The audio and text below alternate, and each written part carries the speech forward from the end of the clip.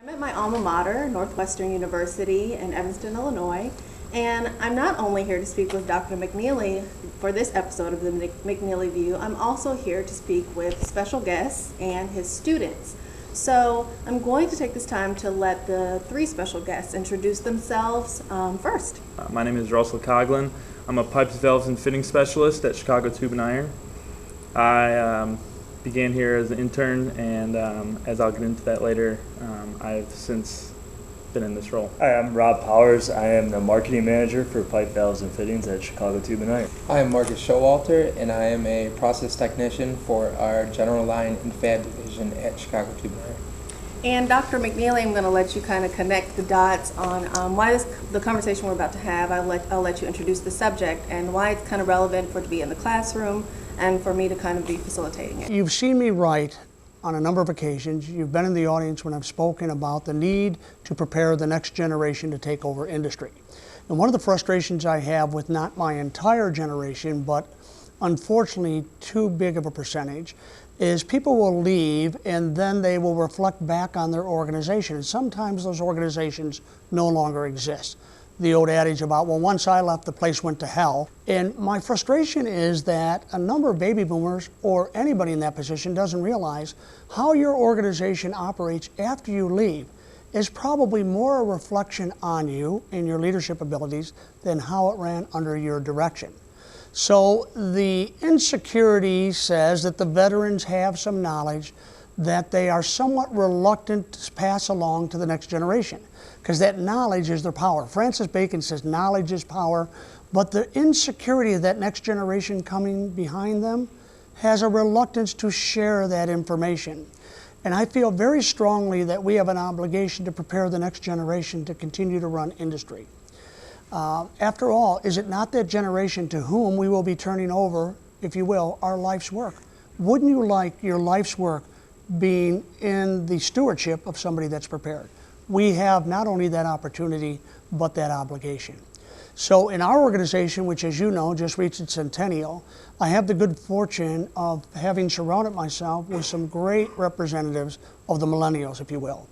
I enjoy being on the faculty at Northwestern University, especially in the engineering school. I transferred over here from the business school because I wanted to be with people that had an appetite for manufacturing. So why don't we start by allowing me to turn the tables on you. Why are you in our industry? Because you certainly had more glamorous options. So it was one person, and we talk about mentorship a lot. And I had one professor who told me that if you really want to learn the magazine industry, if you really want to hone your craft, and you really want to get real world experience, then you should go and write for a trade publication. So I decided to go through with it. I actually received this job through Medill's internal career site, and the rest has been history. I'm going to stick with this big picture question for the three of you all, and then open it to, of course, anybody else who wants to answer. Just as he phrased it to me, why? How did you end up here, and why are you still here? I'll start it off. I began my journey with Chicago Tube and Iron my freshman year of college. It started off as a summer and winter job during my break from school. Wanted to make money. I was fortunate enough that Dr. McNeeley had part-time positions in the warehouse. Began there and obviously did something right. I was fortunate enough to work there throughout my whole college career, and after that I was on the job hunt, as you had said, which was not as bad when I graduated, but it was still rough out there, and Chicago Tube and Iron happened to have an opening, so I was able to come on full time. I grew up as a caddy in the southwest suburbs of Chicago, so I had the fortune of meeting a lot of high-powered business men, a lot of business owners. So had a unique experience with that, and at one time in my college career, I'd even thought about going into politics and lobbying, and I spent a brief stint in Washington, D.C., and after a semester found out I had no desire to go into the government. So I came back kind of to square one with a public affairs management degree, but went back to what I knew, caddying. And I graduated in May of 2009 in the middle of the greatest recession since the Great Depression. So I was back in my old job caddying, out of school with a degree, and looking to network with people. And I had the fortune of caddying for Dr. McNeeley, and we had an established relationship. I had a father that was in the trades. He's a contractor, tuck pointer. So I always wanted to work with my hands, and I wasn't afraid of industry, and now it's provided all kinds of great experiences for me. Similar to Marcus, I was also an intern in 2009. I began. I was working in the warehouse as well. Over time, I began to have an expanded role. I had summer interns from high school that allowed me to display leadership qualities and educate them on what I knew. And little did I know that was a test for future employment. And long story short, I graduated from Western Illinois in May of 2014, and I was looking for employment, interviewing, and a position opened up at CTI, Chicago Tube and Iron. And I interviewed. Everything went well. They liked my work ethic and my leadership qualities that I displayed during my time in the plant. And here I am today. And the message there for our industry is, don't we all have projects? And at our company, and we're certainly not the only one, we have high school and college interns. And these are paid positions. As an academic, let me tell you that a true internship does not qualify for compensation. If you're compensated for an internship, it doesn't count for any credit in your academic environment. But you have anybody going to college or high school today needs money. We need things done. Why don't we marry the two? For you guys, my question is, what excites you or motivates you to want to remain in the industry? Well, first and foremost, pipes, valves, and fittings will continue to provide opportunities from here on out. First, I'll tap into fracking. The technology with that is coming along. It provides huge opportunities. It's a challenging industry, but at the same time, that's what should motivate you. When you get challenged, you have to dig deep, you have to be motivated, you have to perform, and that's what this industry offers. It's appealing because there's 3 different sectors with pipes, valves, and fittings. They all do go together, but as I mentioned before, the opportunities are endless with those. Kind of just jumping on with what Russ said, believe it or not, is a fast-paced industry. Every day is different. There's all kinds of new opportunities for us. With the resurgence and reshoring of domestic manufacturing and energy independence, I mean, we're talking with new entrepreneurs starting their own businesses all the time, and we get a great opportunity to work with them. And like Russ said, it's a sustainable industry that is providing all kinds of opportunities for us. So one of the questions I'd like to jump in at is, industry has gotten older. Have you noticed the age in American industry, and to what extent or what takeaway does that have for you? Yes, I have noticed a pretty significant age gap, but there is still young enough mentors for myself, such as Rob here, who is only 5 years older than I am, but I still do have mentors in the company that are 60 to 65, and that is extremely important for me because in their age they have 40 to 45 years of experience and a wealth of knowledge about the products that we buy, we sell, and distribute to customers. There is a significant generational gap, but it's up to us to take advantage of learning the knowledge that our mentors have in order to continue the success of the company. When I first came into the company, my first mentor at the direct level was 70 years old, and it was up to me to connect with him on a level where he could pass his knowledge on to me and continue the success of our division. So you see the gap, but then you see other companies that are narrowing the gap as well, and we've begun to do that ourselves.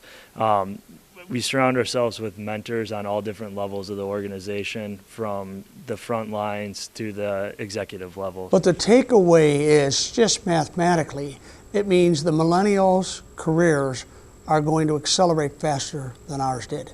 And also, our industry was run by military veterans, World War II veterans, and there was this concept of time and grade. Everybody moves up depending on how much seniority they have, how much time they've been on the job, what their rank order is. And the reality is, as you and I have spoken many times, is the velocity of change is occurring at, as we said, the speed of thought. Really, we need to leapfrog some of these millennials. The reality is there's not a lot of 40 or 50-year-olds in American industry anymore. So that means you guys should be encountering opportunities at the age of 30 that maybe our generation waited to 40 or even 45. I'm going to pause for anyone in the audience who wanted to answer the 3 or 4 questions we've already covered. I want to make sure to pause every 3 questions or so. Is there anyone wanting to speak? Hi, my name is Shubhangi Zalan and I'm from India. I'm a civil engineer. I was very lost for a very long time about what I wanted to do because I always had this picture in my mind that I'm made special and I want to make a huge change, but I don't know how and why, like what would that be, like what path I would be taking. And then there was a particular day when I got stuck in rains in India, in my city, for like around 7 hours, and I could not take it. Like, I realized that this is not what anyone deserves. Like, if you want to get from your college or school to home, you are not supposed to get stuck for 7 hours. And I realized that physical infrastructure was my line, and for that, civil engineering was my way to go. And that is what I did. My name's Corey Shaner. I work in the packaging industry, and I'm the son of 2 chemists, and from a very early age have always had a fascination with the way things work and the way things that are made. And my parents raised me with a sense of scientific curiosity, and that's an approach I've applied to my career. And one of the things that I love about working in a manufacturing-based industry is that my company works to produce things that literally cannot be replaced by the internet, cannot be replaced. I defy you to think of a way to deliver a Coca-Cola over the internet. You're going to need packaging. So it's one of those things that is just absolutely fascinating to me. I love seeing every day how products get to market, how they get distributed into the marketplace, and how we can truly create value through new innovation in the packaging industry. Hello everyone, my name is Fuyang Liu. I'm from China and I'm a student at the project management program.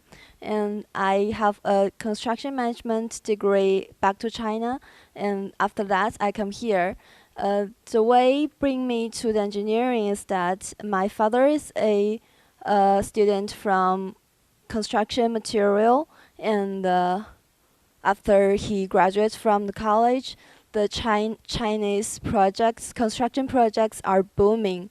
It's everywhere, and it's even goes overseas. So I think that's a really good way for our generation to do work. So I come here and I want a more higher level education. I want to now turn the tables and ask, is there anything we missed? Is there anything the industry is overlooking that could help recruit and keep young people in the industry? There's a lack of visibility on college campuses with industry, manufacturing, oil and gas. It's often looked at as a negative when in fact it provides employment for many families, and it's just critical that the industry stays in front of young potential employees. In terms of recruiting younger talent, I believe networking is crucial on both ends. With sites like LinkedIn and social media, it offers an opportunity for both parties to get to know each other. And then touching on what Rob said with career fairs, I believe those are very important for young adults to get out, show you have people skills, interact with people. That goes a long way. I feel that companies offering an internship opportunity to undergrad students, such as we were, for the manufacturing and steel industry, is very important because it helps to open students' eyes to what is out there and what is available, whether it be for that company that you're working for or a company that they work with.